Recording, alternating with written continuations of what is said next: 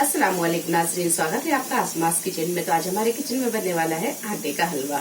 तो आटे का हलवा बनाने के लिए एक कढ़ाई को हमने गर्म कर लिया है और 1 कप हमने यहाँ प्योर घी लिया है।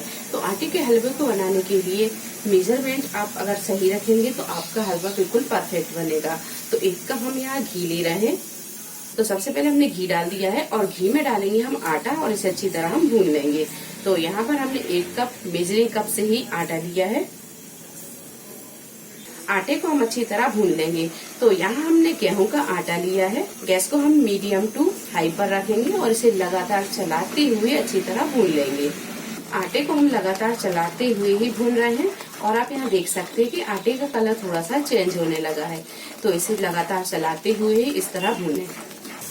इसे भूनते हुए 5 से 7 मिनट हो गए हैं और आप यहाँ देख सकते हैं कि आटे का कलर थोड़ा सा चेंज होने लगा है। ये देखिए, तो इसे हम लगातार चलाते हुए ही इसी तरह भून रहे हैं।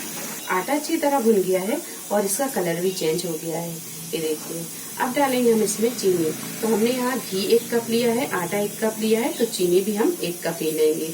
तो ये डाल देंगे। 2 कप डालेंगे हम पानी और ये दूसरा कप। अच्छी तरह से मिक्स करेंगे। गैस को यहाँ हम थोड़ा सा मद्दा करेंगे और मध्य फ्लेम पर ही इसे अच्छी तरह हम भून लेंगे। थोड़ी देर भूनने के बाद में इसमें डाल देंगे हम ड्राई फ्रूट।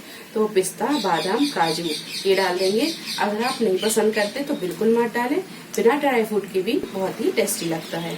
तो अच्छी तरह हम इसे मिक्स करेंगे। थोड़ा सा डालेंगे इसमें इलायची पाउडर।